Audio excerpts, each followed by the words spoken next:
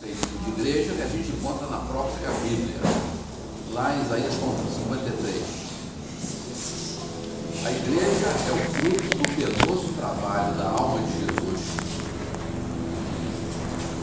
Esse é o melhor conceito de igreja para mim. Se você fizer análise desse conceito, vai ver que a igreja ela é elaborada debaixo de extremo sacrifício, dor, mas ela tem um objetivo: ele verá o penoso fruto do trabalho da sua alma e ficará satisfeito, alegre, prazeroso.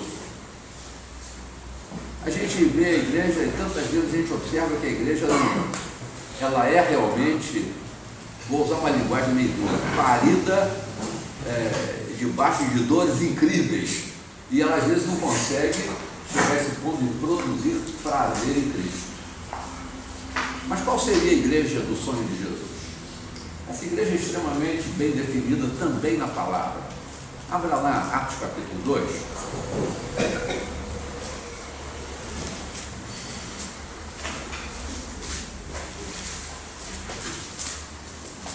A Bíblia responde as nossas grandes questões e perguntas. Infelizmente, a gente não consegue descobrir essas respostas com tanta clareza, né? Estava dando um exercício para os alunos aqui, porque eles me afrontaram escrevendo muito menos do que deveriam escrever na prova. Mas olha lá, capítulo 2, a gente vê, eu encontrei 6 marcas da igreja, que seria a igreja que produz prazer em Jesus. 6 categorias, muito interessantes, pelo menos uma delas subdividida. A primeira marca, lá no verso de número 42, Atos 2, 42. A igreja que produz prazer em Cristo é uma igreja que tem a capacidade de perseverar. A gente está no mundo da efemeridade, onde tudo tem vida curta, tudo é descartável. A igreja não é descartável, a igreja persevera. Mas ela persevera em algumas dimensões. Primeiro, ela persevera na doutrina. Você pode substituir a palavra doutrina aqui por verdade. A gente vive um tempo em que as verdades são fluídicas. Há um autor aí, Bauman, que tem um livro interessante, Modernidade Líquida. Tudo no mundo de hoje escorrega entre os nossos dedos porque é líquido, é efêmero, a gente não segura. A igreja persevera em primeiro lugar na verdade. A segunda marca de perseverança da igreja, lá no verso 42, é comunhão. Ela mantém a comunhão, ela persevera quando as relações se esboroam no mundo, a igreja é capaz de manter comunhão. Isso não é fácil não, nem manter a verdade, nem manter comunhão. Terceira, a expressão máxima de comunhão é o pão, compartilhar o pão. Irlande Azevedo, ele diz uma coisa interessante, ele diz que não existem 2 pessoas que se declarem amigas que pelo menos uma vez na vida não tenham sentado à mesa para comer juntos. Quando nós somos amigos, a gente senta e almoça, janta, toma um cafezinho, mas aí salta um bicho pelo menos, você tem que comer alguma coisa. Esse partir do pão. Mas a igreja também persevera numa quarta medida aqui. É na verdade, na comunhão, no partir do pão, e ela persevera na oração. Veja você, quando uma igreja não é perseverante num desses pontos, a gente fugiu da produção de prazer na alma de Jesus. Esses 4 elementos têm que estar presentes no que tange a perseverança. Mas o segundo ponto, a igreja que produz prazer em Cristo Jesus, olha o verso 43. É uma igreja quando você olha individualmente para os membros dela, em cada um, na singularidade de cada um, há temor. A segunda marca para mim, individualmente, você olhando, é interessante que a perseverança, ela envolve múltiplas formas, inclusive da comunhão. Mas aqui, em cada alma, quando você olha para cada membro do corpo, há temor. Olha o verso 44. Ele, de alguma maneira, é o oposite. Se em cada alma há temor, no conjunto, todos os que creem, no conjunto dos crentes, eles estão efetivamente juntos. Você percebe? Em cada um há temor, mas no coletivo, a vida em comunidade é manifesta.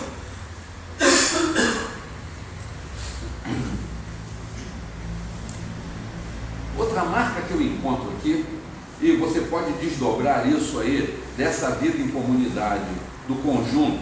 Eles vendem propriedades, eles distribuem o produto, eles estão unânimes,